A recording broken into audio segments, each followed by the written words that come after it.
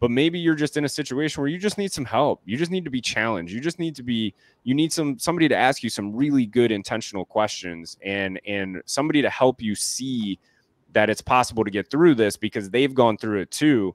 So I think it's such a valuable thing, and it's hard to explain fully without experiencing it yourself. And that's why with our coaching, we offer everybody a free month to start. Like, do it, no obligations. You do not owe us a dime if you decide not to do it. You get 4 free coaching calls. And if it's a great fit, then we'll continue to do it. But if it's not, no obligation, and you can go find something else that's going to be a better fit for you. Thanks for checking out the Ideal Impact Podcast, where we discuss 5 key skills and the impact they can have on your life, as well as some major issues in society. You ready to get after it?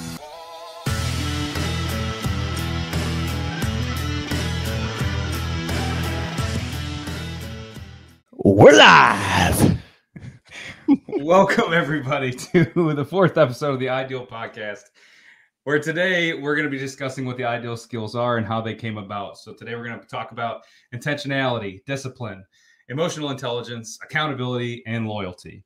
With me today is, as always, Kyle Wakeman and Randy Myers, and we're going to talk about where we're at today and what the future holds for us.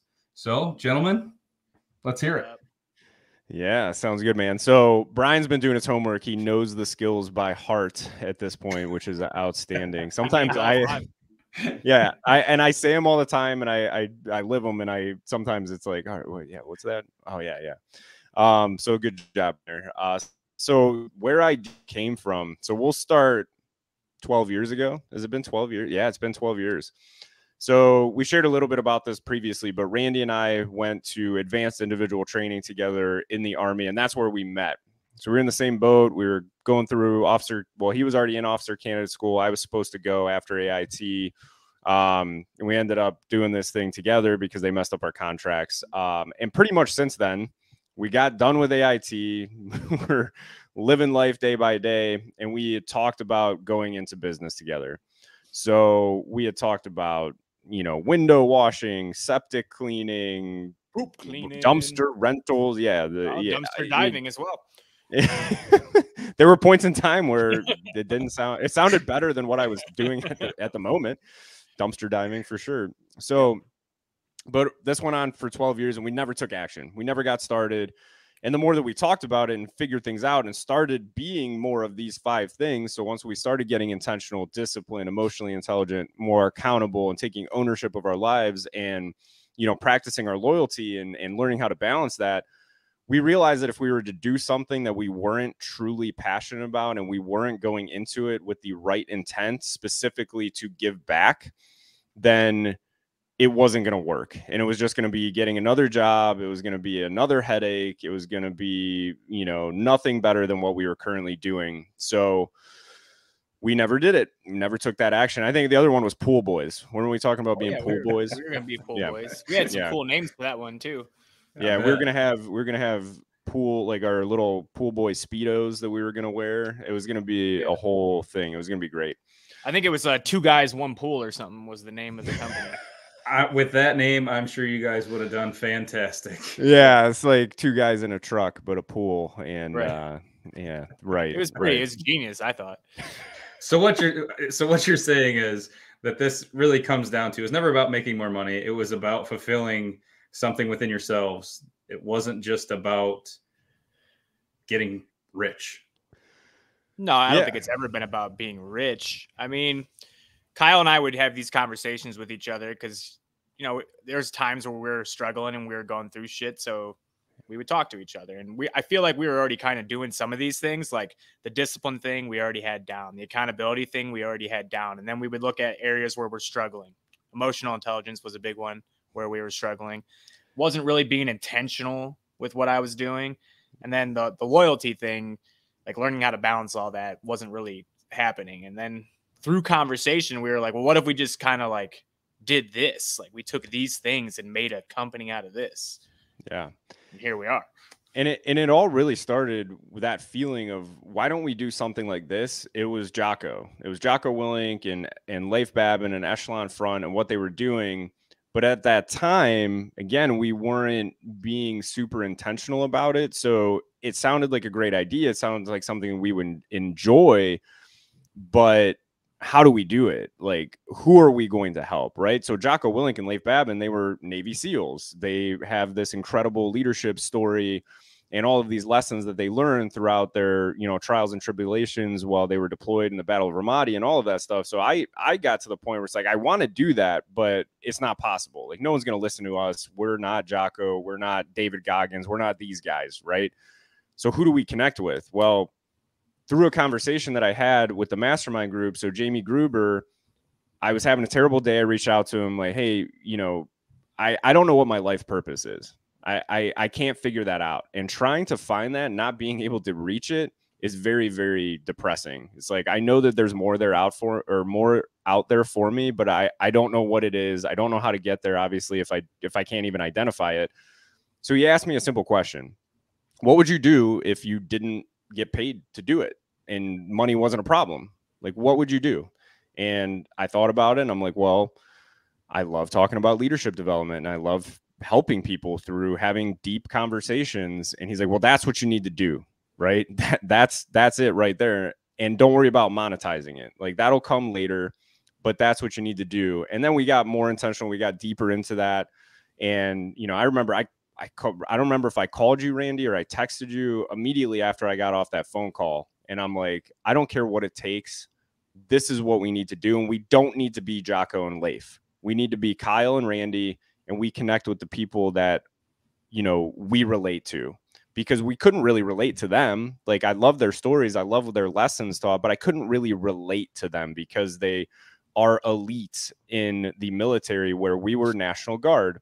And I felt this huge disconnect there. So I called Randy up and we got started right away. So that was June of 2022. So in 10 months, we're here. And I think that's a really impactful story as well. Is like, you can literally turn your life around, your trajectory, the things that you're doing, finding your purpose. Like, you can do all that in a very short amount of time, but you have to take action and you have to be intentional about it. I gotcha. So can I ask you, out of the 5 skills, which one played the biggest part in getting to where you are today? And Randy, that's going to be the same question for you when Kyle's done answering that.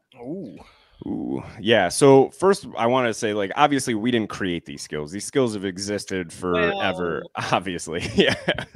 We didn't create being disciplined. We didn't create any of this stuff. We just thought about, like, where we were and where we wanted to be. Well, how do we get there, right? How do we become better leaders at the same time too? Because this all started as a leadership development company. That was our original intent.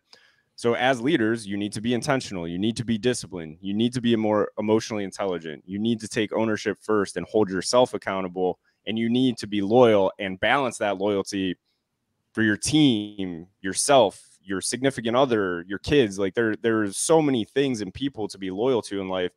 You really have to learn how to balance that. So we put that together, right?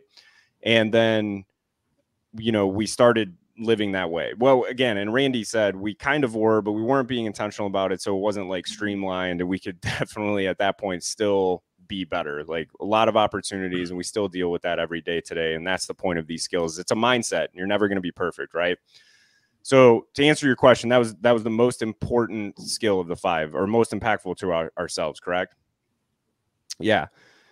So for me, it all comes down to that discipline. It starts with discipline. It starts with putting yourself in uncomfortable situations to help yourself grow. So again, you have to be intentional with that discipline. It's not doing things that are bad for you or anything like that. But I apply this a lot when I'm running. So I hate running. Running was a punishment for every sport that I played. And I think that played a lot into why I hate running so much, is because in football, baseball, basketball, whatever it was, the Army, running was a punishment. So now it takes an extreme amount of discipline for me to get up at 5 o'clock in the morning, to do my daily habits in the morning. So I've just started the Miracle Morning. For anybody who's out there that hasn't read that book and hasn't tried what he outlines, Hal Elrod outlines in that book. I got an opportunity to meet him a couple weeks ago. Incredible person. But For anybody who's not doing that, get up early, read the book, like take action. That's going to change your life. But no one's sitting there holding me accountable. I don't have a drill sergeant yelling in my face to get up, right? That requires me to be disciplined to get up and to do that. And then to go for a run in Texas where it's hot and humid right now and there's hills. And I'm not used to that, right? Obviously in Ohio, it's flat and I hate running to begin with. And I have to have an internal conversation with myself that entire time. And I think that's a big part of discipline, is listening to that voice in your head, but being able to control that voice in your head. When I'm running, my voice in my head naturally tells me, man, this hurts. This sucks. That hill's really big. And I have to tell my, battle that down back and forth and say, hey, this is going to make you better, right? Keep going. You have more in the tank. And the reason that I run specifically, so I'm very intentional about it, is not only is it good for me, for my physical health, my cardiovascular health and all of that, but it's good for my mind because it is something that I don't enjoy doing. And I continue to push myself further and faster and further and faster until the point where I can apply that to other areas of my life, right? If I can push myself to do that, I can push myself to sit down and edit a podcast when I don't really feel like doing it because I know that it's good for me. So in order to achieve the results that you want out of life or from your career, you have to sometimes do things that you don't want to do. And those results are on the other side of those things. Whatever it is that you're shooting for is on the other side. So for me, it's discipline, because it takes discipline to be intentional. It takes discipline to be emotionally intelligent, to hold yourself accountable, and to be loyal and balance those loyalties. And that's why we look at discipline as kind of the backbone of all 5 of these skills. So that's just a little takeaway that I'm getting, is you kind of got to be your own drill sergeant at times. You got to say it. Yeah. And then, the aspect of running, from a mental health standpoint, after physical exercise, it's proven that it releases, healthy endorphins, which create better mood and stuff like that. So there's a lot more to it than just, doing it to do it. You're getting a lot out of it for doing it. Yeah, absolutely. You're building that mental toughness too, which is a big thing in society that we lack right now, is the mental toughness. And life's not always going to be fair. Life's not always going to be easy. You need to practice that discipline, make yourself mentally tough. Don't rely on anybody else to do it. And that's where that ownership comes in. And you will be more successful in life if you can create that. But there's a balance to it, right? Like, you have to be careful with mental toughness, because there are times where people take it so far that they don't get help when they need it. So again, it's all about balance, and that can be applied to all 5 of these skills as well. But that's a great way to say it. A dichotomy. There's a dichotomy there. Could be a little dichotomy in that. Randy, it's a big word. It's got some syllables to it. It's a good book. The dichotomy of leadership. We could talk about the dichotomy of ideal. Right. Well, all right, smart guy. Hey, what's your response to that? Let's hear some more big words. I don't even remember the question. So I said during all. I forgot it when I was talking to. So during this whole preparation and planning and everything that's gone into this, what was the skill that stood out the most? What skill was it that helped you complete what you've done so far? I mean, like on my first episode, I said accountability changed my life, and it's gonna stick with being accountability, because I've had to hold myself accountable to do some things that I don't necessarily want to do. Like Kyle's saying, it does take discipline, but I was afraid to take the jump. Like, Kyle seemed way more confident at the beginning of this than I was, because I was scared of failing. And Kyle had the same questions as me, but it feels like he figured it out sooner. I was like, who in the hell is going to listen to us? Like, what advice are we going to be able to offer? Like, who's going to take advice from us? What have we done to go out here and talk to people and get them on board with what we're trying to do in our lives? So I had to hold myself accountable and force myself to do some of these things so that I could be comfortable with where I'm at right now. And I'm not saying I didn't buy into it. I just wasn't comfortable with the idea of it. Like, why do I deserve this? Why do I deserve this opportunity? Like, we could be super successful with this. And I still have to talk to myself sometimes and be like, yeah, you deserve this. Go for it. It's scary because you could fail, but it's also scary because you could be super successful. But yeah, that fear of success. Yeah, that's something that people often struggle with, is fear of success. I believe it's a dichotomy, the fear of success and the fear of failure. Randy, how many degrees do you have? He likes throwing out big words. I got too many. And here you are hosting a podcast with Brian. A lot of degrees, and I don't really care for any of them. Well, but to answer your question, it's accountability. It's holding myself accountable to get stuff done. I have to take ownership, and I have to look at my schedule, and loyalty comes into it because I still have my regular job. I have a wife and kids. I have habits that I'm trying to do on a daily basis. I have hobbies that I'm trying to do. And then we have this. So it does take a lot of balance to get all this stuff in. And a lot of times I am exhausted, but hey, then it comes down to discipline. You got to get this stuff done because you got to get the stuff done. You may not want to do it, but you got to do it. Sure. Yeah. So I get that. Yeah. And I think intentionality, like, here's the thing, and we've hit on this briefly. All 5 of these skills are intertwined. Like, they're all related, right? And it's so hard. It's a great question, but it's so hard to say it's just one, right? Because to get us started, really, it came down to being intentional. So what do we want to do, and why do we want to do it? And it can't be about money, right? Because that's the big thing, especially when you're where we are in life, right? We're not 21 years old. We do have bills to pay. And for you, the two of you, you have kids to support, right? And I have a wife, and you have dogs. I have dogs. Yeah. But it's very scary to take that leap and start something new when you're in your mid to mid late 30s. Man, I'm 36. Yeah, I'm 36 years old now. So we're right in that mid late 30 point in our lives. And it's, man, that fear is, it's, if you're doing things for the right reason, and our intent here to try to help them with the same struggles that we have overcome, to get them to be able to live their ideal lives, then that's what it's all about. And we know that that's faith that as long as we continue to live that path, that we'll get there. And that's kind of the reason why I asked that question of you. For the listeners out there, you look at these two guys, you might not know them from Adam right now, but the more you listen, the more you'll get to know them. And they're very similar people. They're very, into fitness. They're very devoted to, these, not only these skills, but keeping a daily program, the time they wake up, how much time they're spending reading and educating themselves. You're going to find all this stuff.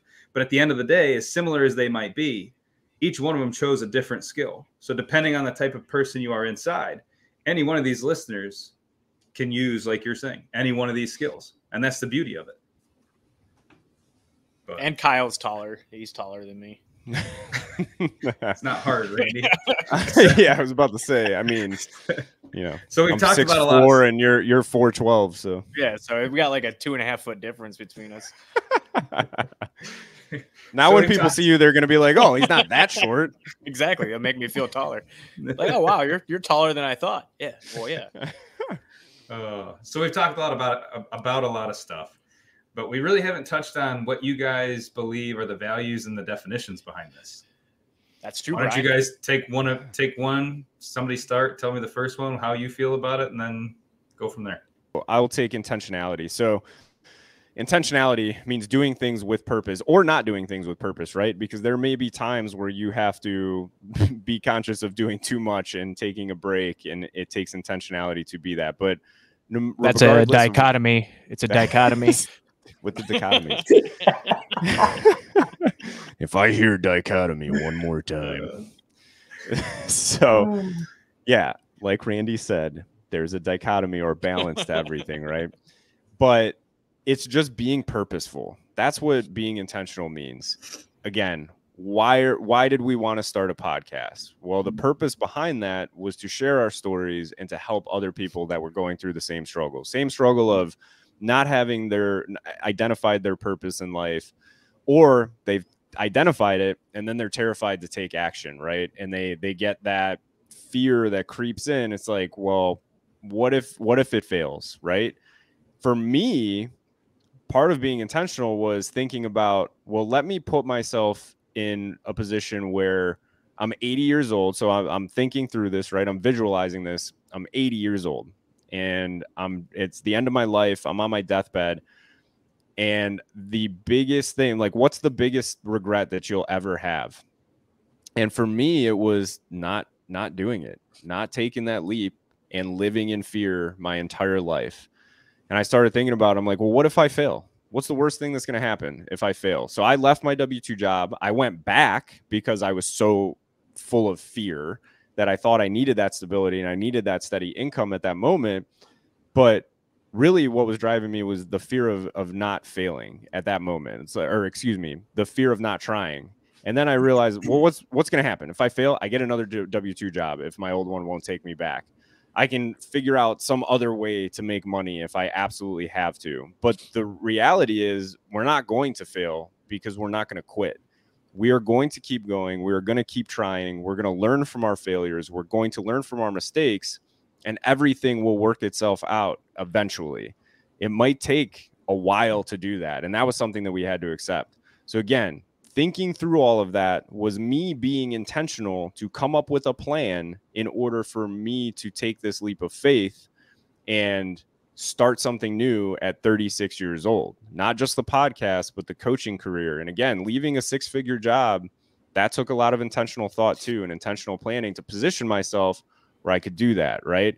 So in order to do that, I rented out a house. I bought a house. I rented that out. I moved and rented out the current house. So I have income coming in from that. We got rid of a car, which was $20,000 worth of debt and $500 a month in payment. We took what we made off of that car. So we wiped out that 20 grand. We took the other 3 grand and wiped out some medical debt, right? So we basically have no bills. We figured all this out. So we were very intentional, my wife and I, about, well, what can we do to allow me to do this? So intentionality plays a huge role in changing your life. I got you.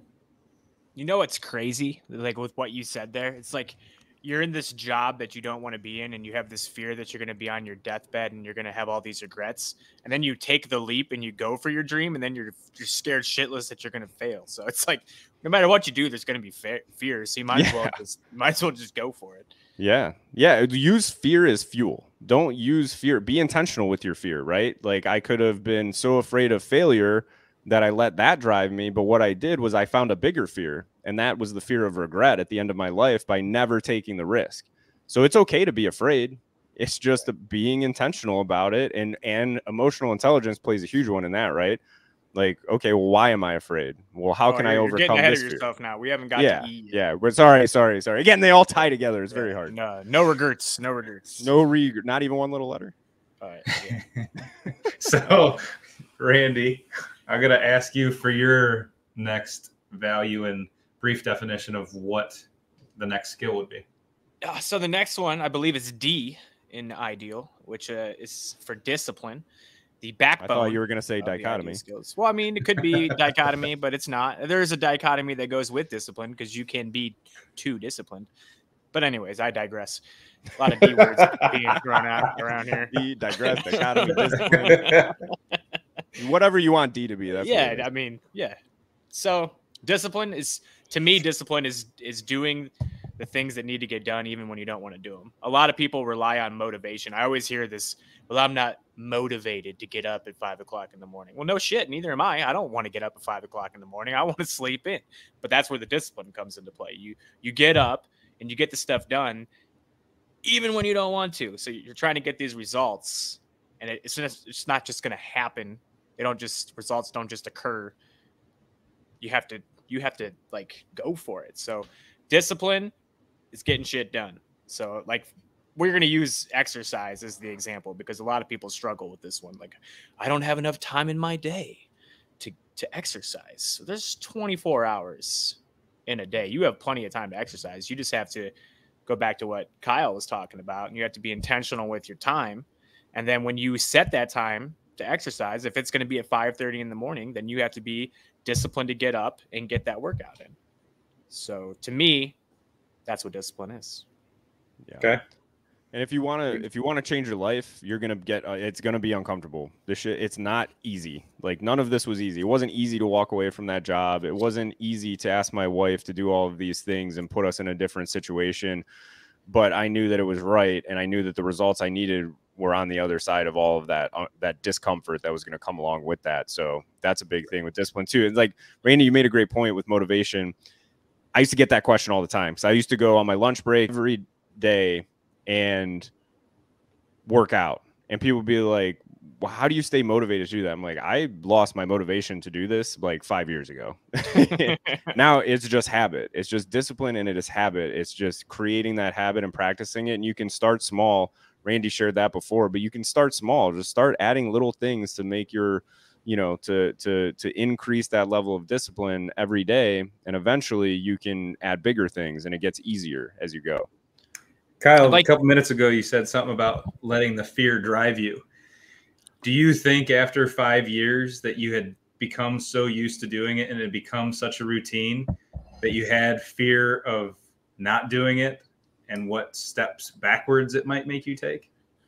Yeah. So fear of not working out.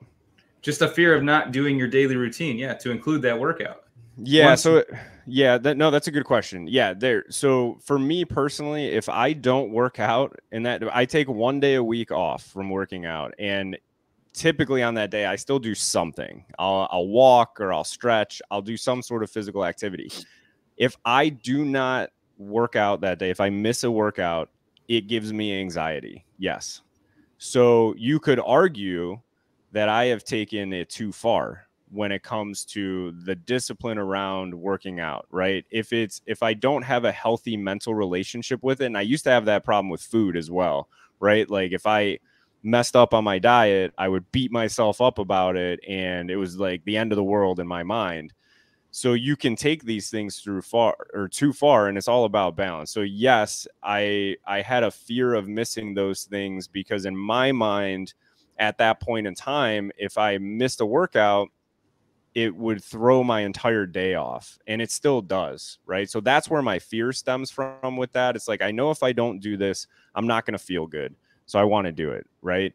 And it's just habit at this point. Like for me, working out, other than running, because I hate running, but working out in general does not require discipline, because it is such an integral part of my life. I just do it. I don't really have to think about it.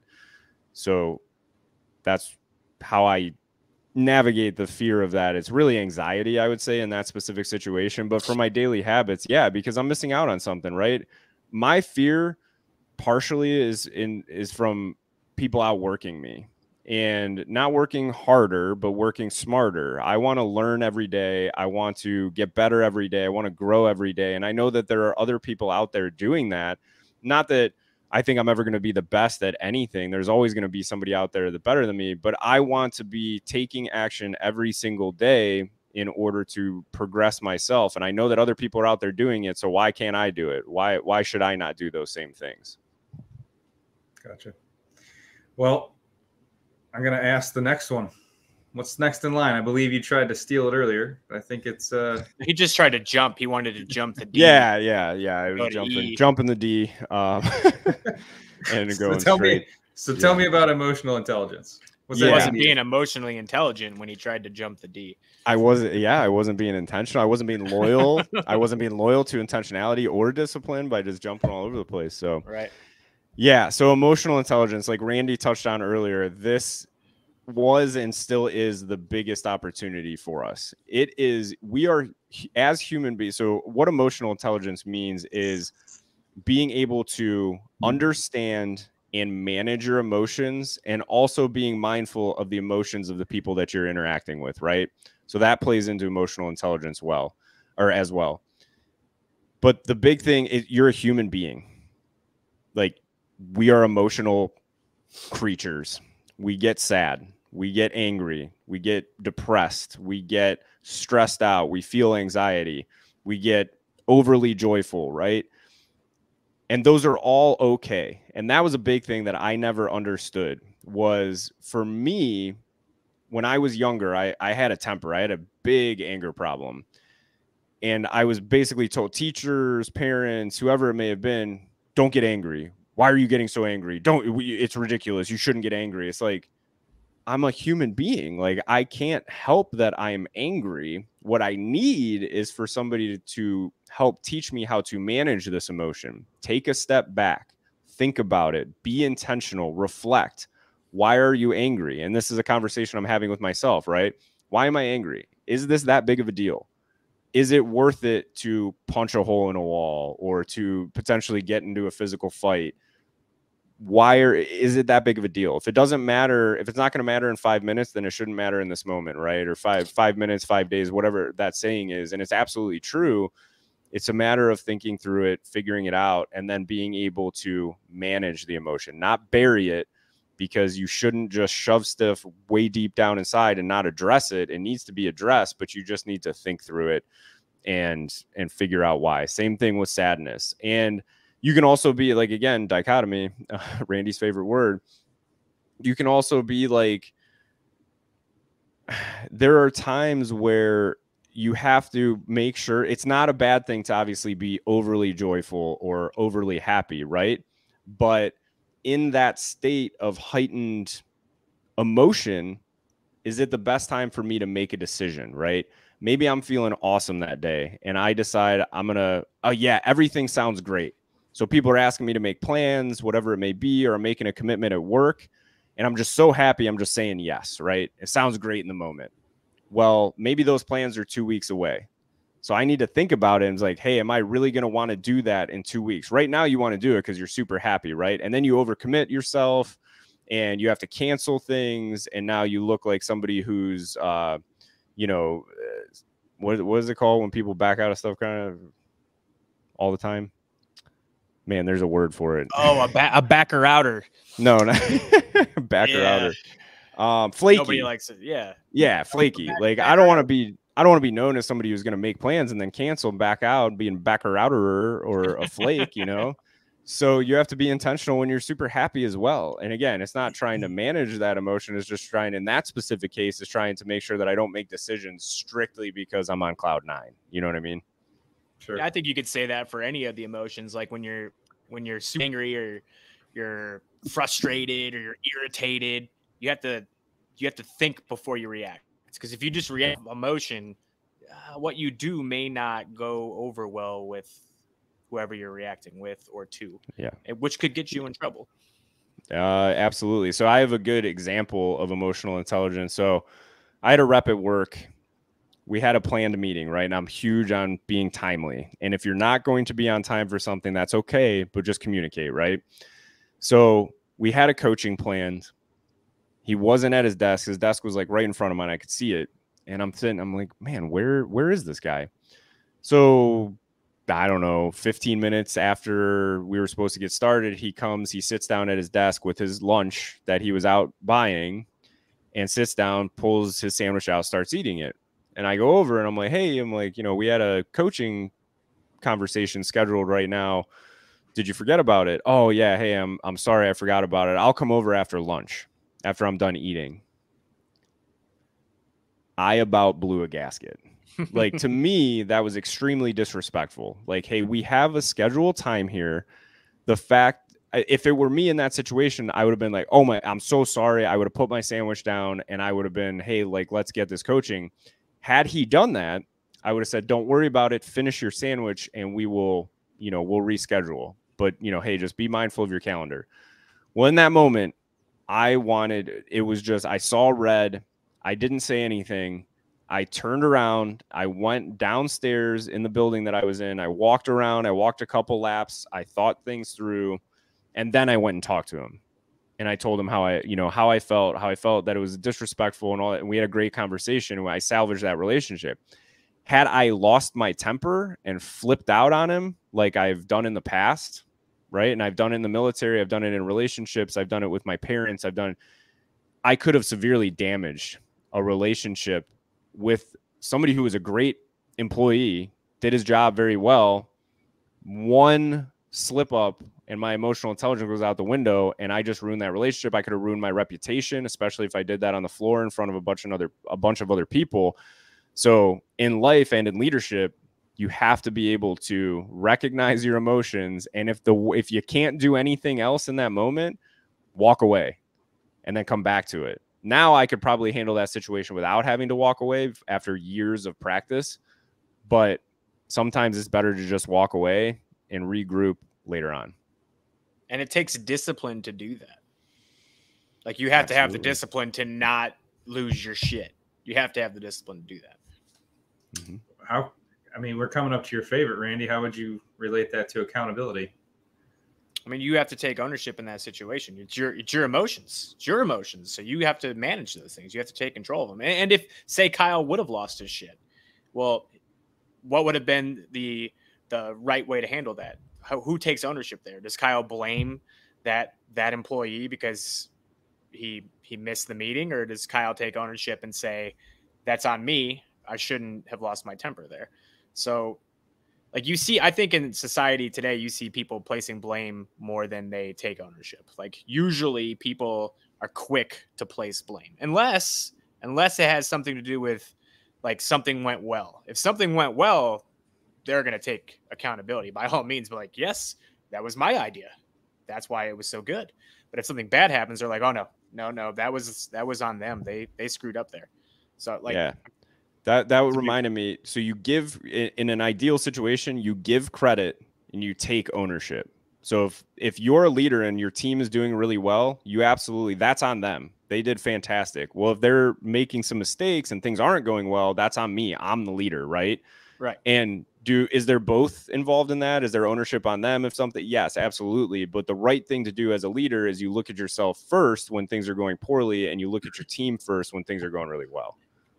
And I look at like, let's say football, for example. If a quarterback throws a bad pass to the receiver, if he goes over to the receiver and just screams at him and blames that all on him, do you think that the receiver is going to go out and he's going to put in extra effort to try to get that ball? And then plus everyone else sees the quarterback going off on him. But if the quarterback takes ownership there and says, that's my bad, that was a bad pass, what's probably going to happen is the wide receiver is going to be like, you know what? No, that was my bad. I should have had that. And then you have all these people taking ownership, and that's going to help improve your team or whatever situation you're in.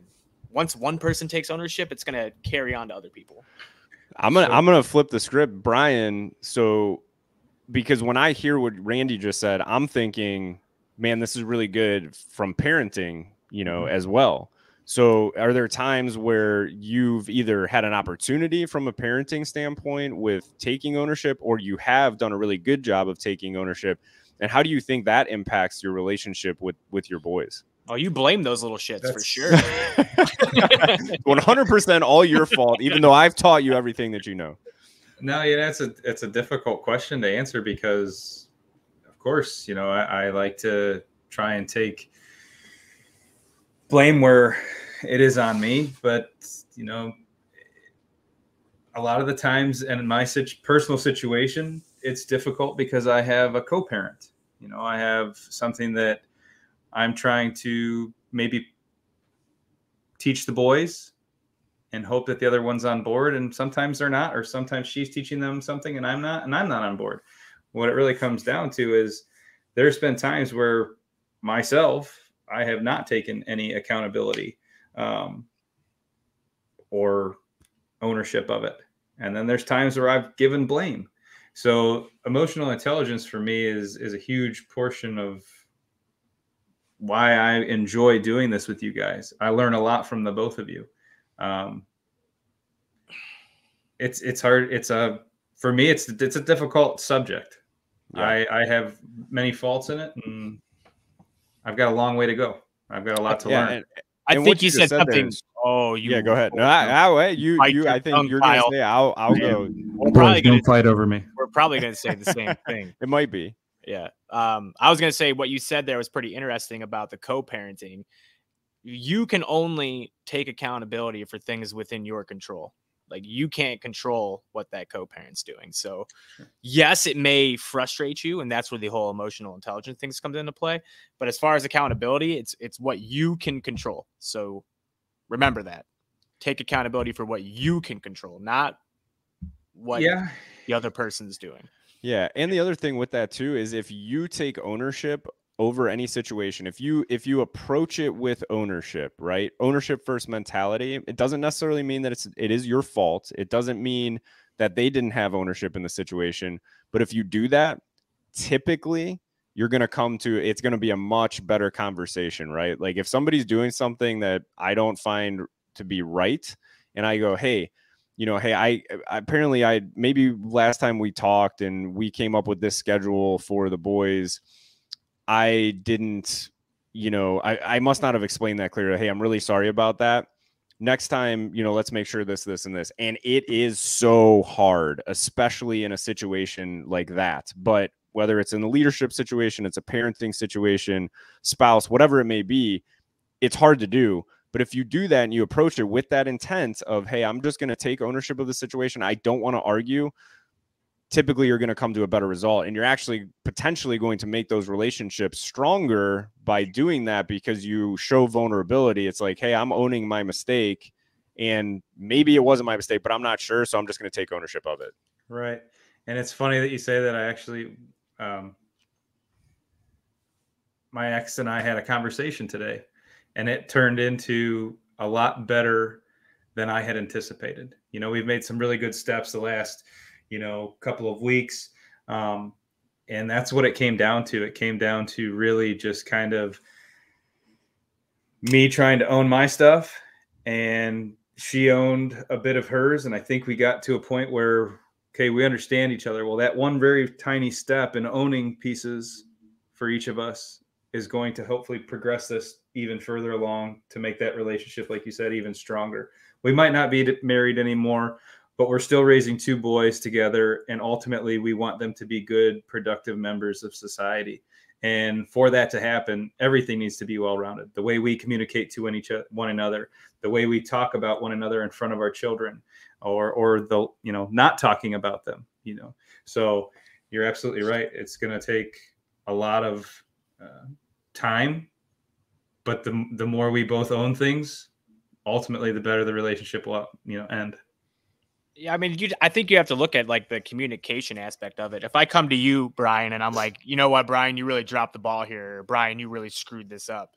Like, what's your initial reaction going to be? Oh, of course, you're going to go into defense mode. You're going to go into defense mode. But that's human nature. If I come to you and I say, hey, Brian, somewhere along the way when we were talking, I think I messed up with the communication and I didn't explain what I was looking for correctly. And I think I could have done a better job with that. You're going to be way more receptive to what I'm saying.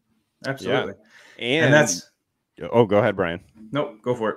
What I was going to say is, if you take ownership in relationships, and whether, again, that's a marriage or a work relationship, whatever it may be, that loyalty piece, that last skill that we talk about, that's going to start coming together, because that person feels that they can trust you, because you're not out there to just blame them, that you own your mistakes. And that goes a long way in building true, deep connections in that. Sure. Look at you tying all this stuff together again. It's crazy, man. It's crazy. This the web we've woven with the ideal skills. Weaves. Let's weave in the definition, weeble wobble, because we left that out there. Randy, what would be the definition of accountability? Okay, so accountability, we didn't even go into the entire thing on accountability. So accountability is taking responsibility for things you can control and then taking action to fix it. That's where most people stop. Like they'll admit that they did something wrong, but then they just keep doing that wrong thing over and over again, and they're not taking any action to fix it. And that's what I was doing with my life, probably for like a good 3-year period. I was blaming other people, and then I would blame other situations for me being unhappy. And then I read Jocko's book, Extreme Ownership, and I was like, oh, this accountability thing, that sounds pretty neat. I'll start taking accountability. So then I just started like admitting things, like, yeah, that was my fault. But then I just kept doing it. So that kind of like defeats the purpose. If you're going to admit fault and take responsibility, then you have to take action to make sure that those things don't keep occurring in your life. Sure. Yeah, and when you do that, when you just take verbal ownership, is the way that I explain that, when you don't follow it up with action, now you're having a negative impact on that loyalty, because people start to not trust you. They're like, yeah, this guy's going to say all this stuff, but he's not actually going to do it. Right. So I'm not going to be loyal to him. You got to be intentional there. Have to. And maybe sprinkle a little emotional intelligence in there as well. Maybe some discipline. I don't know. Or dichotomy, whatever you want me to be. Yeah. So, are we at L now? I don't remember if there's another word after. No, accountability. No, yeah, there's no. not. Yeah, we're at the So L. one last thing with accountability, which I think is super important, right? And again, what we mean when we say accountability is ownership, like holding yourself accountable. Sometimes you need to borrow that from somebody else, right? If you know that you struggle with something and you are having a hard time of holding yourself accountable and leveraging your discipline, reach out to somebody and say, hey, I really want to get into reading, but I just haven't been able to get myself to do it. Can you text me once a day and just check in and make sure that I'm doing that? Because then you take that external accountability, and what happens over time is it becomes intrinsic. It becomes ownership by having that. But you have to take it seriously, because at the end of the day, that person doesn't know if you actually read or not. So you have to be loyal to that goal that you've set for yourself with that reading in order to do that. And you still have to be disciplined. But a lot of the times, just having that little external person or voice, it definitely helps. The other thing with that too is having ownership and taking ownership of your life is extremely empowering. Imagine coming to this realization that everything, the outcome of my life, it's all within my control. I am steering this ship, right? When you don't take ownership and you blame everybody else, and you blame everything else, and you blame what's going on in society for the outcome of your own life, it's defeating. It is the complete opposite of empowering. You feel depressed, you feel worthless, you feel weak, you feel unmotivated, all of those things, all of those negative things that come with that mindset. So once you actually take ownership and say, hey, this isn't the life that I want to live, this isn't the guy that I want to be or the person that I want to be, and you start taking that action that Randy talked about to change all of those things, it's an incredible feeling. And we can tell you from experience, because we used to live lives that we were not happy with. We used to be people that we weren't happy with. And then we realized it was nobody else's fault, and nobody else was going to fix it except for us. I gotcha. I muted myself on accident. We saw that. Yeah. Well, can you hear us though now without your headphones? No, I can hear you fine. Okay. So now that you've taken verbal ownership over muting yourself, what are you going to do? What action are you going to take to ensure that it doesn't happen again? I'm going to make sure that the computer is fully charged next time. You're going to be intentional. Yeah. By charging your computer so it doesn't die. Beforehand. Yeah. Before the podcast begins, we'll make sure that thing's fully loaded and ready to go. So before you had your technical difficulty there, what you were about to say, I'm going to take accountability, or were you talking about that? Yeah, I was thinking about taking accountability of me not charging my computer all the way. Got it. Yeah. Got it. So we got one left, right? That was like a real life thing that just occurred. So yeah, no joke. On the spot. We probably won't edit any of it out either. I don't think you should. I'm going to edit just the technical glitches out, but yeah. So the last one would be loyalty, the L. Who wants to take it? And whoever starts, I'm going to ask the other one a question after they're done. Ooh, Randy, you start this one. I'm excited for the surprise question. Oh, I wanted the surprise question. This is like Double Dare. We're at loyalty, correct? Yeah. This was a hard one for us to define. Like, we struggled with this. We're like, well, how do you define loyalty when you're talking about like a business or when you're talking about life? Like, loyalty could mean so many different things. And the way that we defined this was, you got to learn how to balance what you're loyal to. It's like, we have all these things going on in our life that are important to us. We have our jobs, we have our families, we have our hobbies. And how do you know what to be loyal to at what time? And maybe you're being too loyal to one thing and not enough to another. And I believe that we talked about this earlier, but it's kind of like what's the word I'm looking for? Balance is balance. It's a dichotomy. Oh, okay. Yeah. So you were talking about the definition. All right. How did you end up defining the word loyalty? And then Kyle and I we went back and forth on this like quite a bit. Like he would come up with a definition and I'd be like, oh, that doesn't make sense. And then I would come up with a definition. And eventually we came up with loyalty is creating these meaningful and impactful connections. And that's what we were trying to build it off of, because you're working with people here and you have to learn how to balance it with the competing priorities in your life. Gotcha. So you were saying, the family, the work, the hobbies. So now, Kyle, I have a question for you. Mm-hmm. Throughout this whole journey, where did you realize where you were too loyal to something and you needed to refocus maybe a little more on your wife or, you know, the job that was actually paying you at the time. Where did you learn how to really balance your loyalty? I'm smiling because that was the last thing that I was loyal to was my job. And that was exactly the example that I was going to use. So oftentimes with loyalty, we forget someone that is extremely important in our lives that we need to be loyal to, and that's ourselves, right? It's easy to remember to be, and not always easy to execute, but it's easy to remember to be loyal to your team if you're a leader, right? Or your team if you're playing a sport, or your wife, or your parents, or your kids, stuff like that. So often we get caught up on that, or our job, right? That we forget about ourselves, and we forget about making sure that we're taken care of, that we're doing things for ourselves sometimes in order to grow and be healthy and all of that stuff. So for me, I had been loyal to a job for over a decade that wasn't serving me in any other manner than providing money. But at the same time, it was so far out of alignment from the life that I wanted to live. I never wanted to be a W-2 employee. Never. I remember going into, so I would work back in college. I worked at a lady's house in Gates Mills, Ohio. It's a really nice area, a suburb of Cleveland. And me and my buddy, who's a Marine, we would go in and we would see these guys wearing khakis and tucked in polos with their cell phones clipped to their belt, and him and I would joke around and be like, that looks miserable. Like, that looks terrible. I never want to live that life, right? And I always had this dream of working for myself, being an entrepreneur, starting a business. But what happened was I graduated college. I got $1,000 a month student loan check or payment or bill. Check would have been cool. Yeah, that's pretty check cool. would have been sweet. I would have never went and got a W-2 job. I would have figured out how to make that 12 grand a year work.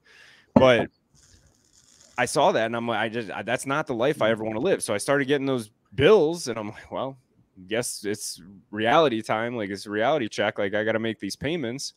So I got into a great W-2 career for 11 years. And that entire time I knew that I was living a life that wasn't meant for me.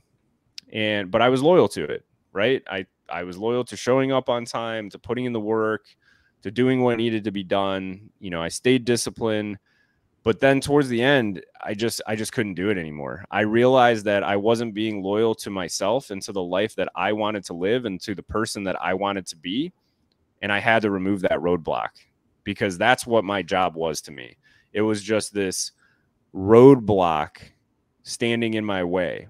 And man, was it scary. Was it scary to leave? Like I said, I left for 5 months. I didn't have a plan. When I left the first time, Randy and I, the ideal came to life in that 5-month period where I was gone from my W-2. And at that point, again, it was a leadership business. We were going to do leadership development. And I was thinking to myself, I was an E6 in the National Guard with 0 deployments. I was a low mid manager at my W-2 job. Like, well, who's going to listen to me again? That fear crept back in where I started doubting myself. I'm like, well, I'm going to go back to my W-2 if they take me, and I'm going to do this. I'm going to build, move up the corporate ladder more, build more examples. And that's how I'm going to make ideal reality. Well, then I went back and I had tasted what it was to be free, to not have a W-2 job. So I was a 1099 employee for those 5 months. So I had I had much more control over my day and how my day looked. And I got that little taste of it. So I went back, and the first few months were good. I was cruising along. I was pouring into my job. I was like, I'm going to be the best that I possibly can be. And then I remembered that vision from me being 80 years old and be like, dude, you're just wasting time.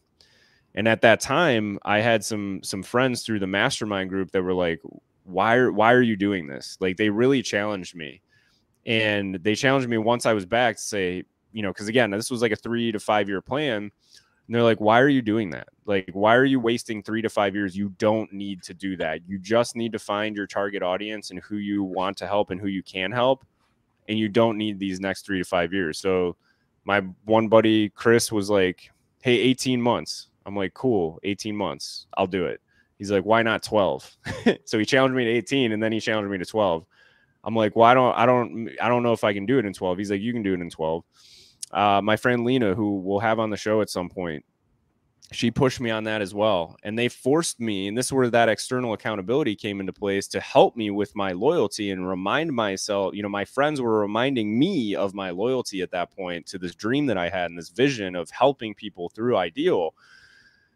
Why not 6 months? And then I finally just said, all right, I'm doing it on this date. I actually, if I have the date that I was going to quit my W-2 job written up there on that big calendar, 2 weeks. And that was actually 2 weeks ago. It was April something. I can't see the exact date up there, but that's when I was originally, well, after they kept challenging me, that's when I was quit. Well, guess what?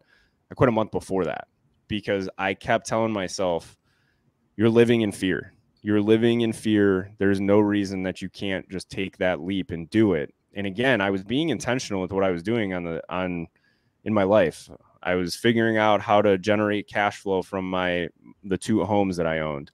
I was figuring out how to eliminate debt and eliminate monthly payments and lower our expenses as much as we possibly could so that I could do this. And that's where loyalty comes into play a lot, is being loyal to yourself and to your own dreams and goals. But you have to balance that. Like we said, you have to have a dichotomy to it, right? Because for me, I obviously have to also balance that, my loyalty to my wife and her goals and the life that she wants to live. And, you know, my friends and everything, there's so much that goes into that. And you just have to be very mindful of that, because again, all of these skills you'll constantly see they go too far in one direction. We're borrowing that's from Jocko, but it's true with the Ideal skills. You can be too intentional where you don't just enjoy your time. It's like, I can just go on a walk and go on a walk to go on a walk. I don't have to have a purpose to it. Right. So it's super important on that. And I think that's where it really comes down. But loyalty is the big one with that balance. It's like, there's so many things in life to be loyal to, and you got to figure it out, and you got to be able to do it in a healthy manner. It's hard though. I mean, for me, like I say, like emotional intelligence is hard, but like the loyalty thing is hard because I want to be successful in everything that I do. And I feel like I have a lot going on, and it's hard to give my like 100% in every area of my life. So I feel like there's always something that's not getting my full attention, and that's not how I want it to be. But sometimes, like, you have to put something. Like, I don't want to say you're putting it in the back seat or on the back burner, but it's gonna, like, your loyalty might be higher in one area for a little bit, and then it's gonna change. And this is a hard one because, you know, you got, like, for me, I have kids. And I have 3 kids, and they're all 3 of them have something going on always. I have my own stuff that I want to do. I have a wife that wants to do stuff. I have my W-2 job. I have this that I want to be successful. And it's hard to manage that time to make sure that I'm being loyal to all those areas. And sometimes it is overwhelming. So the 3 of us had a conversation about this very same thing with you via text the other day. Out of all those things that we talked about and discussed, did you determine what it could be that you might be able to give a little bit of this over here up some to balance everything else? Did you kind of figure that out, or are you still working through that? Was it I'm still an easy choice or hard? It's not an easy choice. I mean, you have to be intentional with your time. And I feel like I need to be more intentional with my time. With everything that I have going on in life, I have to be more intentional. Like, if I want to get all this stuff in because I think it's all equally important, then I need to be more intentional with how I'm doing it. Now, with what Kyle was saying earlier, like, you can be too disciplined. Like, there were times where I'd be like my wife would be like, I want to go out on a date. And I'd be like, I haven't worked out, so we can't go. Now, if you're telling your wife that's probably going to lead to an argument, which is not being emotionally intelligent or ideal. Right. But, like, you can overdo the discipline. Like, I didn't want to go out and do something else because I didn't want to miss a workout. Like, oh, I have to do this workout. I got to be disciplined. Well, you can be too disciplined, and it can start to create some bad things in your life. So you have to balance it. You got to look at what you're being loyal to. It's okay to not be perfect. Like, yes, you might miss a workout, and that sucks. But is it the end of the world? No, do better tomorrow. This is a process. Like, we're always talking about this. You can't be focused on the outcome. You have to be focused on the process. And it may not go perfectly. If you're trying to diet and like maybe that's your plan right now and you mess up and you have like some junk food, it's not the end of the world. Don't beat yourself up over it. But that doesn't mean go off the rails either and eat like 12 donuts at once because you already had one bad thing. You know, take ownership of it. You messed up. Do better the next time. So, guys, we've talked about a lot here so far tonight, and we've still got more to go. So, what are you guys trying to do with Ideal? What impact are you guys trying to make on other people? Obviously, these things have worked in your lives, and you're still working them day in and day out. What are your hopes for the audience? What do you want to do for people with this? What are you going to teach them? I mean, for me, I want people to not make the same mistakes I made. If I can help somebody not make the mistakes I made and suffer through as long as I did, like I put myself through hell for years and beat myself up when I should have been focused on the process of just getting better each day. So that's my goal in this is I want to help people get better each day. And which I think if you're helping people get better each day, that overall that'll have an impact on society.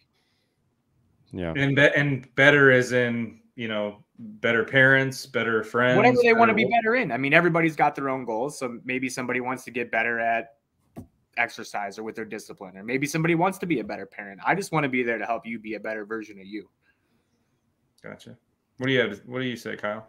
Yeah, I mean, it's very similar, but for me, my personal struggle was the guy that I was and the life that I was living. And I've touched on that a couple of times. It just wasn't who I wanted to be or the life that I wanted to live. I wasn't a W-2 employee. I was dealing with so many different emotions from things that happened in my childhood and the way that I was living my life, right? Like and we'll get into some of those details right now because that's still something that I'm processing myself and really determining what impact that had on me. But again, I was this guy. I was drinking too much.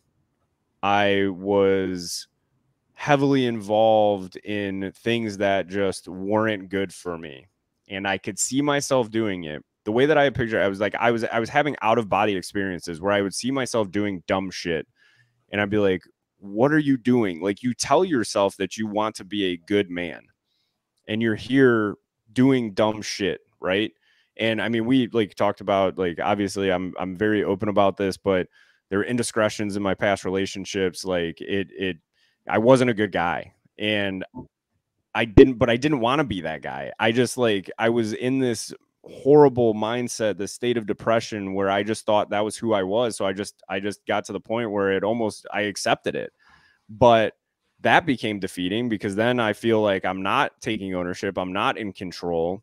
So I got to the state of depression where it was, and I've shared this before in the past, but like I was having those thoughts of, I get why people take their own lives. Like I was at that point where it clicked and I'm like, if you're dealing with this amount of emptiness and this feeling of just lack of purpose, you have no reason for being on this planet and you're just hurting everybody that you're around. It's a depressing feeling, you know? So my hope with Ideal, and this goes into the coaching process, is if you feel that your who you are and how you're currently living is not aligned to who you want to be and how you want to live your life and the things that you want to get out of your life and achieving whatever it is you feel is successful, right? Because that's different for everybody. The success is subjective, right? Objective, subjective, subjective. Yeah, I was right the first time. But, you know, I want to help you do that because I've done it. I can tell you at the lowest points in my life where I thought there was no future, I literally could not vision the future. When people told me to do things like, I remember the first time when I first joined the mastermind group and we did a 5-year vivid vision to imagining what life looks like in 5 years. I just wrote words on paper. I wrote what I thought sounded good to somebody reading it. But when I closed my eyes, I still couldn't see that. So those are the people that I want to help. If you're out there and you feel that you are just not who you are or where you want to be, I promise you that you can get yourself out of that, and you don't have to do it alone. You have to do the work, but there are people like us that are out there that have done it, that have overcome the darkest days, and we want to help you start taking action. We're not going to be with you for 5 years, right? The point of coaching is to help you adopt these things, these ideal skills as your own, and then you can do these things on your own, right? So you're borrowing these from us in order to then take them and turn them intrinsic, like we talked about with the accountability, right? Those are the people that I want to help.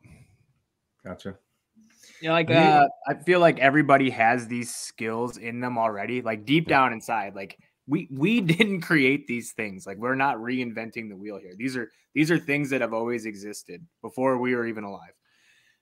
But we call them skills because they can be learned and they can be developed. So you can take these things and you can continuously improve them. So it doesn't matter where you're at in life. Like you could be the 21-year-old kid who just graduated, has no idea what they want to do. Or you could be a 38-year-old guy who's wanting to change careers, and you can still develop these skills to be better than what you currently are. Yeah, and that's why we have so many different avenues here, right? So we're obviously doing the Ideal Impact podcast, which we're talking to you on right now. So that's something that anybody can listen to. And as we go through and we're interviewing different people or we're talking about different topics that are going on in society, anybody can listen to this and you can take these actions yourself. You can, like Randy said, improve these skills that you already have. You can improve them on your own, or you can partner up with somebody else that's dealing with that same struggle, right? So we have that. Then we have the coaching, right? So that's going to target a different audience. Coaching, personal development coaching is, as I've learned going through this experience, you have to be ready for that, because really having somebody, an unbiased third party there to challenge you, to push you, to question you, it's a very emotional experience. So you have to be ready for that. And changing your life, it comes with a lot of emotions, which is a good thing, right? You feel this sense of empowerment, the sense of freedom. But sometimes, like Randy said, that can be scary. Like being successful can be scary because you don't feel that you deserve it. You get this imposter syndrome, right?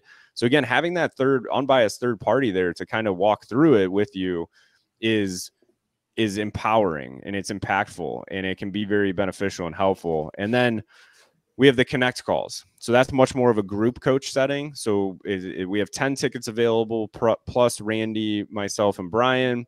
And we talk about these skills, how we apply them to life, how other people have applied them to their life, where they're struggling in it, and then partnering up with people so you can get that. And we are charging for that because there is value in it. And we also, part of what we do with Ideal is 5% of all of our profits are always going to go back to charity. And so we want people to come. We want to earn that money so we can also give it back at the same time too. So those are 3 different options. One, podcast is completely free. Coaching obviously comes with a charge to it. The connect calls are charged, but much more affordable. It's on a one. You can come to one. You can come to every one of them. But again, there's only 10 tickets available. So if it's something that you're interested in, when we post them through Eventbrite, like you got to grab those quick. You got to sign up. And how often are these calls? Yeah, so the connect calls are once a month. They're typically always on a Tuesday evening, from Tuesday of the month, right? Third Tuesday. Yeah, so we're doing the third Tuesday of the month from 7 p.m. to 8 p.m. Eastern. It's 1 hour, and I'm telling you, you can talk to people that we've had on the calls, and it sounds crazy, but that 1 hour, that might be the hour that you need to start taking action to change your life. Gotcha. I want to dive into the coaching real quick. Kyle, I'm going to put you on the spot. Sounds good. I like being on the spot. How long would you say you were stuck in that like rut that you were in?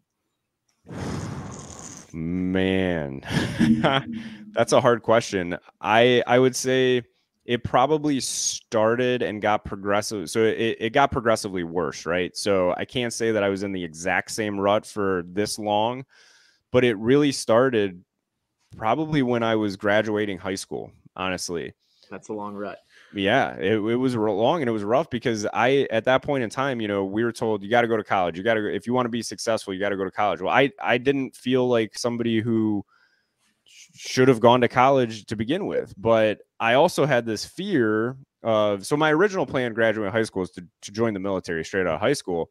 But then I got this fear. I'm like, man, college looks like a blast and I'm going to miss out on having fun. Right. Oh, so it was fun. It was fun. It was expensive fun. $85,000 worth of fun. Yeah, but but again, that's when my life kind of got out of alignment, is because I took that path towards the military or towards college when really deep down inside of me, I felt like I should have been going towards the military, right? And I ended up doing that after college, but by that time, I was in a much different place. My life was already out of alignment. So then my intent of joining the military was much more financially motivated than it was for, my sense of actual purpose in life.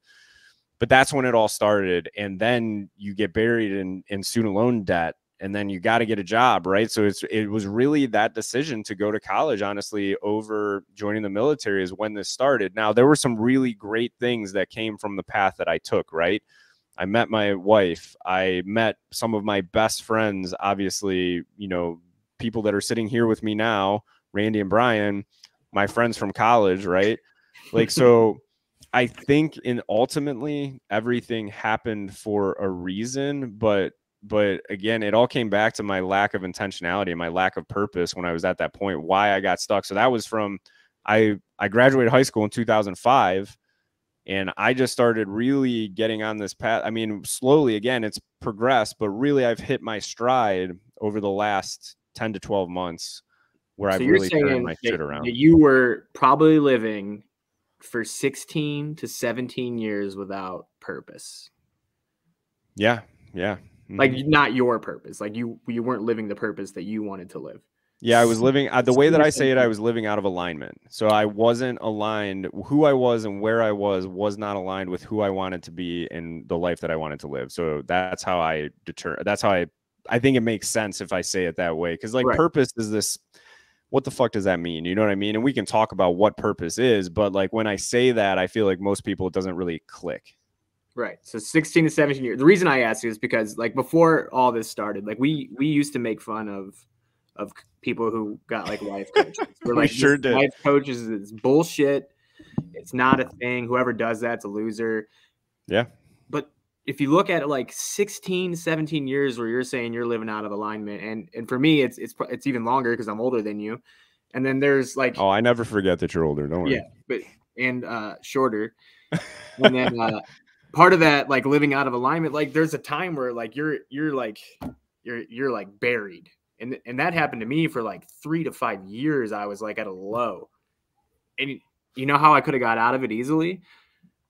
A life coach? Yeah. Like if I would have went to like somebody for help and just talked to somebody about this, somebody who had more expertise than me in these areas, I could have got out of that situation much faster instead of beating myself up and just struggling on a day-to-day basis. Yeah. And I tried to do that to a point. So I got therapy, right? So I went to, when my ex-wife and I were going through our divorce, I tried one-on-one counseling for a little while, and it felt so uncomfortable. Like to sit there with some guy wearing a shirt and tie in an office in a building, and I'm sitting on the couch.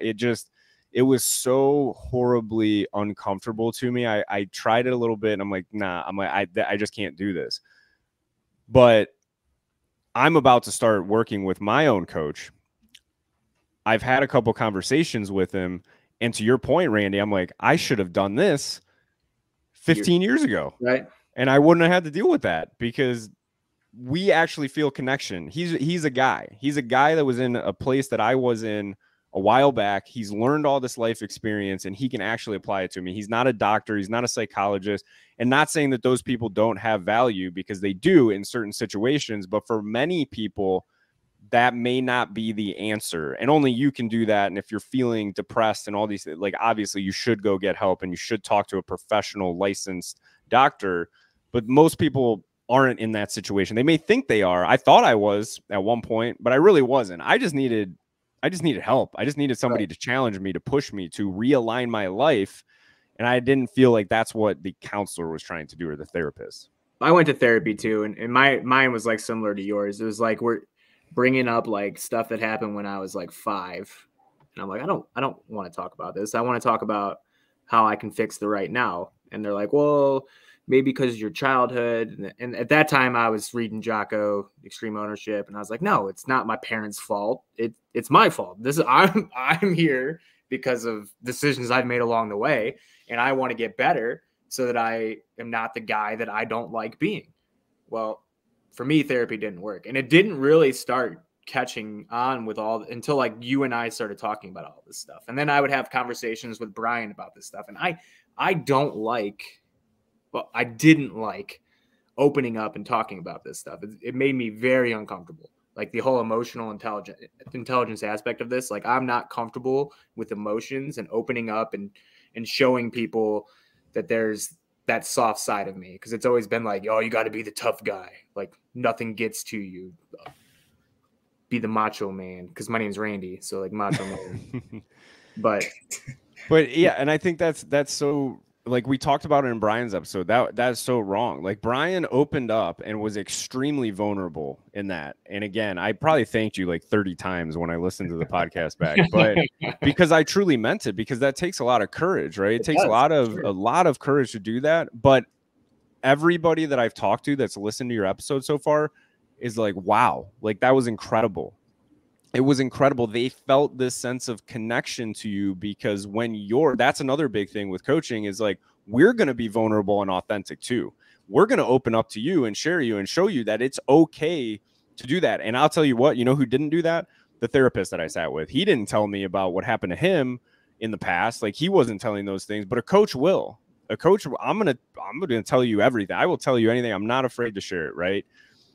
Even those things that maybe I haven't talked about yet on the podcast, those things I have talked about with my coaching clients. I've been very vulnerable and authentic with them. And well, we've only had 4 episodes and again, it's going to come with time. Yeah. But again, those are things that are just, I'm processing still, and I will share them at some point. And I'm not doing that to keep people in the dark. It's just, there's a lot that goes into that and unpacking. But I've been opening up to my clients as part of me being intentional to get more comfortable with talking about that stuff with the public, with anybody, right? And I practiced that when I was in Austin too. I talked to a dude for 15 minutes. I had never met him before in my life, and I told him about that stuff, right? So I'm getting better about it.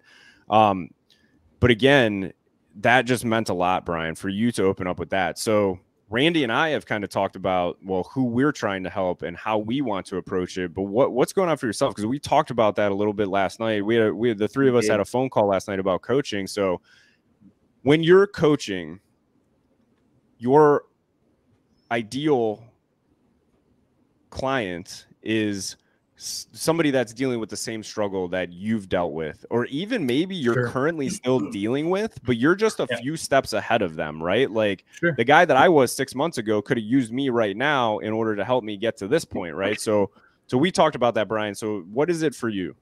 So mine would be a little bit opposite. I guess it depends on how you look at it than you guys, but you both have or had a career that you knew just wasn't yours. Wasn't for you at the time. You didn't want to do it anymore. You know, you're balancing marriage and one of you's balancing children. I had what I thought was everything. I had a beautiful wife.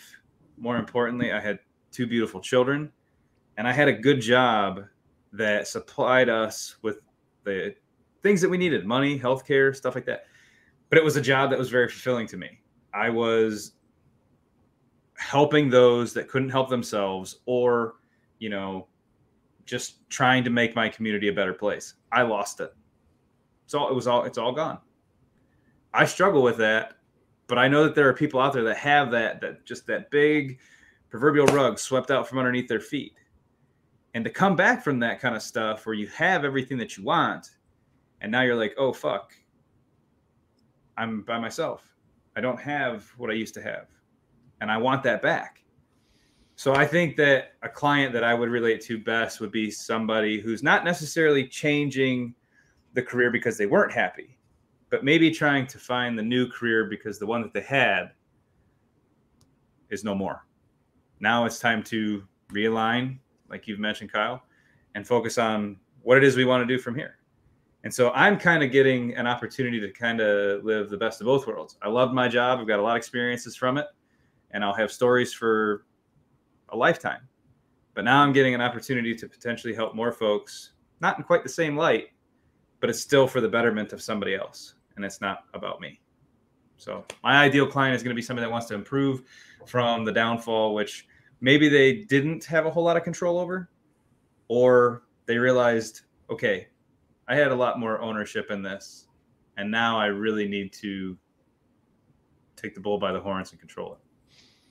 No, yeah, I would say like major life changes happen all the time, and a lot of people just don't know how to bounce back and persevere from those things. So having someone to help you through that, it would be great.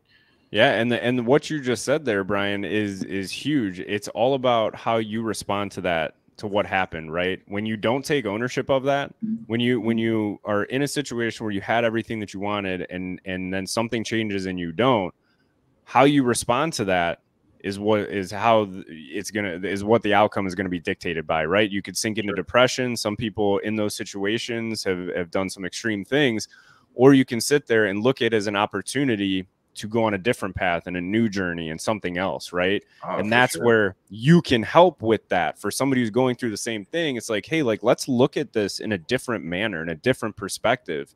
And man, if you try to go through that alone, it could result in a 16, 17-year battle, and you don't have to do that. And that's the best thing about what we're doing, or one of the best things, is we have 3 different things, all related, right? And we're all using the ideal skills in order to, work through them and overcome them and live life on our own terms.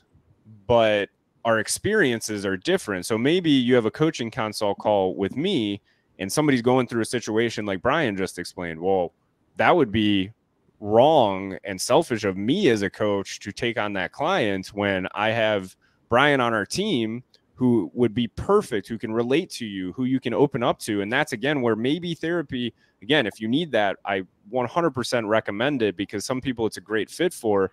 But maybe you're just in a situation where you just need some help. You just need to be challenged. You need somebody to ask you some really good intentional questions, and somebody to help you see that it's possible to get through this because they've gone through it too.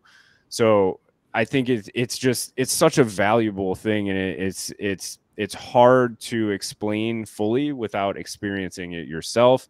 And that's why with our coaching, we offer everybody a free month to start. Like, do it, no obligations. You do not owe us a dime if you decide not to do it. You get 4 free coaching calls. And if it's a great fit, then we'll continue to do it. But if it's not, no obligation, and you can go find something else that's going to be a better fit for you. All right, Randy. So tell me, what's the future of Ideal look like? Where else are you guys trying to explore to?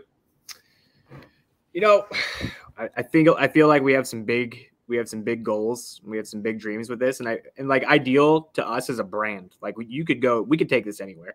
And like I'm big on education because I'm a teacher, and I don't like the way education is going right now. And we've talked about this, and ideally we want to get it. We want to open up an Ideal Academy at some point. So like one of the things we want to do is open a school. Yes, we'll have the curriculum there because you have to have curriculum in school. Like kids need to learn the core subjects. Yes. The big thing school's missing out on now is these skills that we're talking about, these ideal skills. We're not teaching people how to be halfway decent human beings anymore. They're just going to school. They're learning what they have to learn to take a test, and we ignore all the other stuff. Like there's no accountability. There's no discipline whatsoever in anything that they're doing. There's no loyalty. It's like every kid just worries about themselves and what's best for them. not every kid, but like I would say the majority. And we want to create an environment where we can help society by making kids better than what we're seeing right now. Like I don't like where my kids are at in their school. Like I feel like my kids get it at home from me, but like what they're being exposed to on a daily basis is not something that I want my kids to be a part of. And I can't just rip them out of school right now based on my situation, but I'm hoping that when we open this academy, we'll be able to make a huge impact on the education system. So that's one thing. We're going to be doing youth camps and retreats. We're actually going to have a youth camp this summer in Baltimore. So the goal with that is to just keep building off of it. And again, it's just going to be getting those ideal skills out to kids, putting them in situations where they get to be a leader in a group. And then we discuss like, hey, what could you have done better? What went wrong? How can we tie these skills in to be just a better version of you? Do we have an age? Like, what? Do we have an age range of maybe the kids' ages in case any of the listeners right now say, hey, this might be good for my kids. So do we know any of that yet? So this one's so we're only doing it in Baltimore this year, and it's not until August. And that's because our friend Lena, who we're partnering with and working with on the youth camp. So she owns a tutoring center in the DC, Baltimore area. And she's been kind enough to partner up with us. We're going to be doing this at her facility. But the age ranges, so what she teaches at her facility is kids going from 5th to 6th grade all the way up to kids going from 11th to 12th grade. So that's going to be the target. And we're doing that intentionally, right? So my initial thought was like, well, that's a big age range. But when you're dealing with life, you interact with people who are older than you. You interact with people who are younger than you.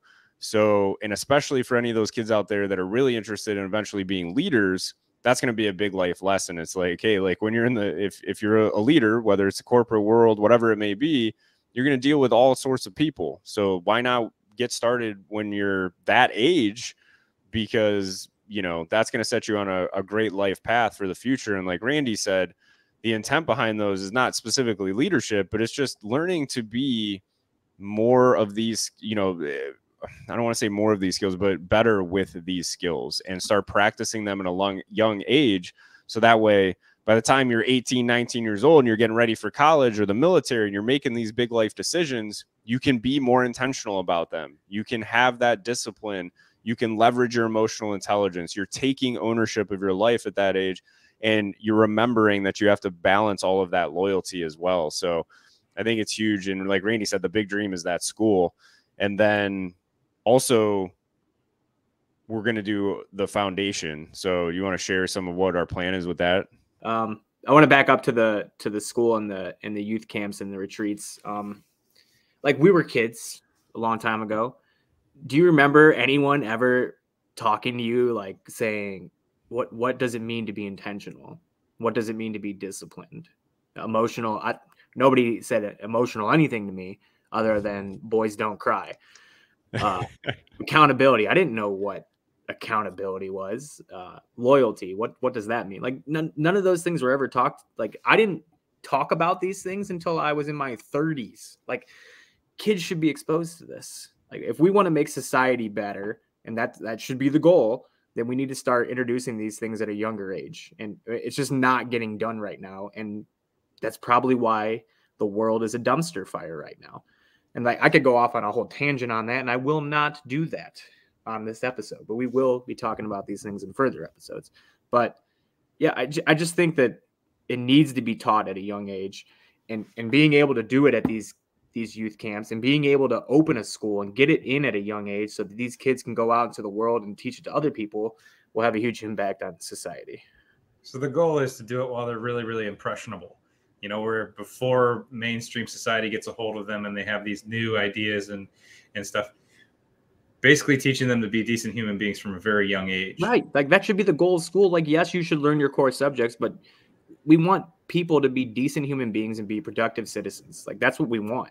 And what you're getting now is like, we have people our age who are resistant to change. So it's harder to get through to them with these types of skills. And if we can teach it at a young age, maybe the world will be a better place when our kids and our kids' kids are going through it. Yeah. Sure. And as we can impact adults, right? So we're doing that through the podcast, through the connect calls, and through the coaching. Well, they're going to take these skills and then they're going to teach other people these same things. And that's how you have a big impact. Like, you don't have to directly impact 1 million people in order to impact 1 million people, right? So that's huge. And yeah, and like Randy said too, like, not only are we but then they can navigate those tough situations, like, or maybe that was you, Brian, that was talking about like society, whatever. But these kids that are learning these skills are going to see things going on, and they're going to be able to navigate them and not be influenced in a negative way from those external circumstances, because they're living their life with these skills in mind. Right. It's all good stuff.